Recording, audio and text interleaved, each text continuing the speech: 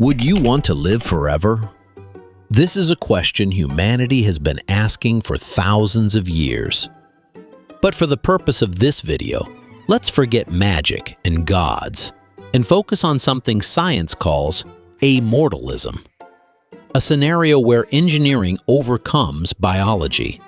We stop aging, we repair telomeres, we remove senescent cells. Your body no longer deteriorates. At 200 years old, you still look 20. It sounds like a dream, but the longer we think about it, the more a disturbing question appears. What actually happens when death disappears? Let's start with your brain, the most powerful biological computer we know. But it has a limit. It was never designed for infinity. It can store around 2.5 petabytes of information, an enormous amount, but the brain is not a hard drive. It does not store memories as fixed files. Every time you recall something, your brain reconstructs it, like a painter rebuilding an image from fragments of emotion, context, and perception. This works for a lifetime of 80 years. But what about centuries? Then something called confabulation appears. The brain starts filling in gaps. It invents details that never existed. You become absolutely certain of memories that are not real. And over time, your past becomes less reliable. Not because you are losing it, but because you are constantly rewriting it. But memory is only the beginning. There is also Dunbar's number, a cognitive limit to social relationships. We can maintain stable emotional bonds with around 150 people. In a world where no one dies and new people are constantly born, this becomes a brutal constraint. To form new relationships, you must abandon old ones. Love becomes a rotating system where emotional space is always limited and nothing truly expands. Now let's move to society, because this is where immortality becomes truly unstable. Today, systems like justice, prisons, and punishment are built around mortality. A life sentence works because life ends. But what happens when it does not? What does punishment mean for someone who will exist for 500 years or 5,000? Prisons would stop being correctional systems and become permanent human storage. Justice would lose its final boundary, and consequences would stretch endlessly into time. And then there is something even more fundamental: reproduction. If humans do not die, the incentive to have children changes completely. Population no longer depends on survival, but on regulation. Birth would no longer be natural. It would become controlled, calculated, possibly restricted. Societies would face a paradox: eternal individuals competing for finite space, resources, and attention. And in such a world, generations would stop replacing each other.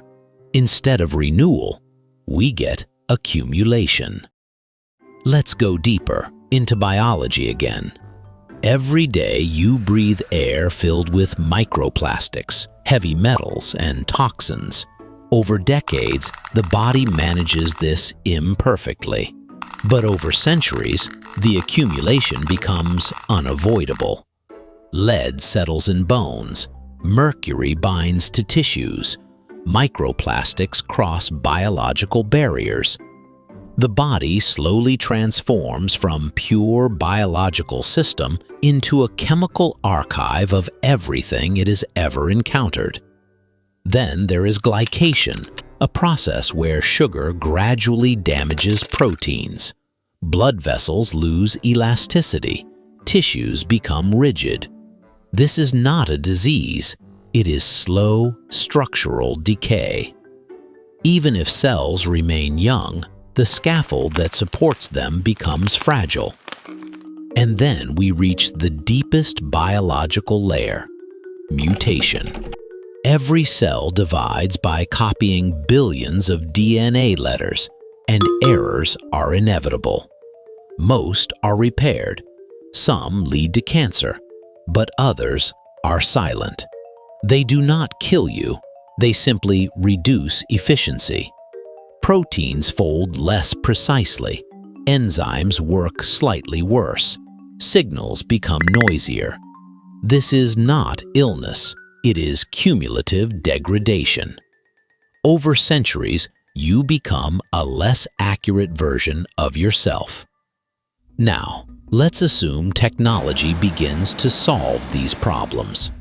First, we enhance the brain with neural implants, increasing memory stability and cognitive efficiency. Then we repair the body with synthetic organs and mechanical replacements. Hearts, lungs, even biological tissues begin to be substituted with engineered systems. The biological limits shrink, but they do not disappear. Because now another problem emerges: identity. If the brain can be upgraded and the body replaced, where does the human actually end? At what point do we stop being biological beings and become something else entirely? A hybrid system of flesh and machine. And if we continue this path far enough, replacing organ after organ, system after system, we eventually reach a final transition.